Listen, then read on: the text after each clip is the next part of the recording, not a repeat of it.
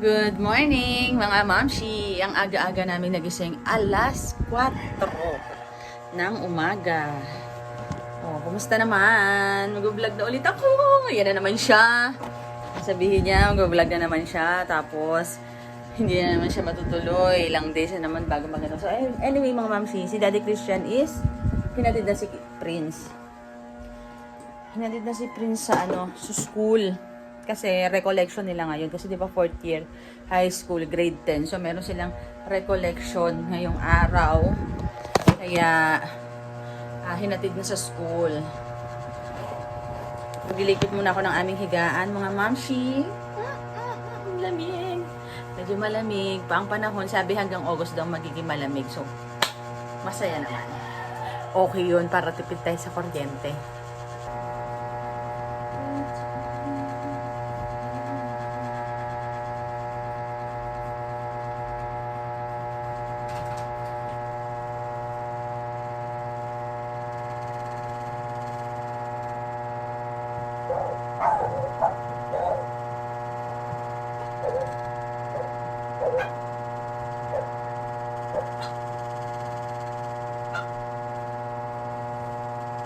Ay, mga mamsi, ang dami ko na namang na-declutter, oh. Ngayon, hindi ko pa siya maharap. Ipopost ko lang para mabili. Pero ang dami ko na naman, ayan, oh. Ang dami na naman namin nabawas na damit. Grabe. Ang oras pa lang. Mga mamsi. Mamaya magpapalit ako ng kortina kasi ito ay nakaraang buwan pa. So, magtatapos na naman ng isang buwan mga mams. So, magpapalit ako ng kortina mamaya. Pero nagligpit ako ng aming higaan. Nais nga ako din kay Daddy Christian kasi ayaw ihatid si Prince. Nababad trip ako. Malaki na daw si Prince. Ayaw din nung isa, magpahatid. Hahatid pa. Kahit na sabihin mong ayaw magpahatid ng anak mo, hatid mo. Kasi nung oras pa lang, dilim-dilim eh. Di ba, ang dami-dami nga yung mga dyan. Dami-dami nga nung mga nagrarambulan dyan. Eh, paano kung magkataon, di ba? Yung anak mo mag-isa lang na naglalakad. Eh, kung matanda nga, pag aalis ng madaling araw, hinahatid din ng kapwa matanda. Yung pa kayang ganyang edad. Hindi rin, nabubad trip ako pag mga dating sa ganyan eh. And wala. O, diba, mga mamshi. Nagising na ako at late na ako nagising. Kanina ang aga ko nagising, diba? Mga 4. Tama ba? Ngayon, naglalaba naman ako. Wala na sa Daddy Christian na pumasok. Naglalaba ako.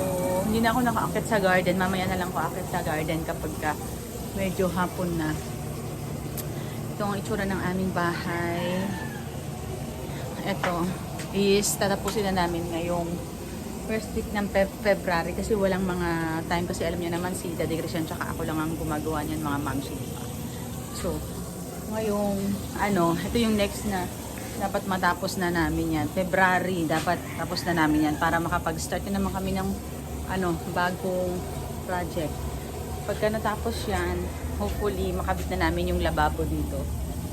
Sana makabit na namin, magkaroon ng budget mga mamsi at saka bukod sa budget, of course, syempre dapat yung gagawa, yung availability ng gagawa kasi alam niyo pagka umorder ng hindi lang naman yung pag umorder kami ganun.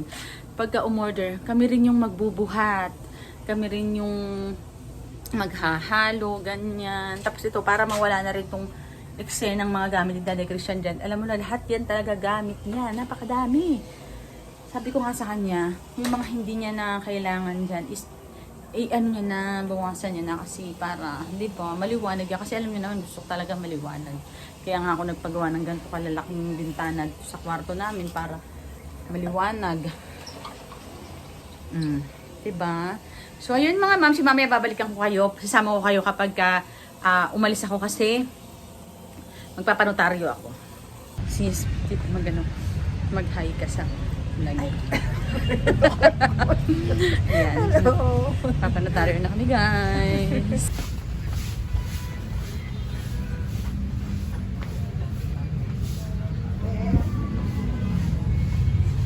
Asan na siya? Sino Ali? Ayan po.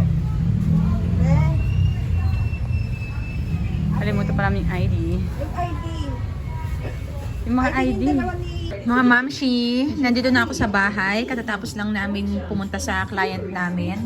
Nagpirmahan lang sila. Kasama ko si Jessica at si Ate Helen. Tapos ito, bumili lang ako nitong siomay. Tapos meron akong tirang longganisa kagabi. Yun ang aking lunch. Tapos itong aking suka na may bawang. Bumili ako ng fruits. Tapos nag-ati kami ni Mama. Ayan.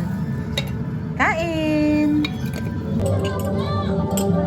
Kain tayo, mga mamshi best. Nag-vlog uli ako kasi buhay ahente naman yung iba-vlog ko. Sino ba yun?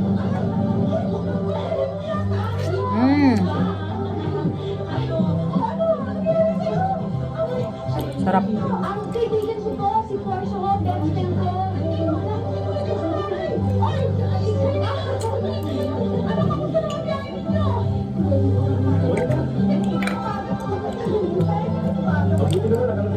Sobrang anghang nito, guys.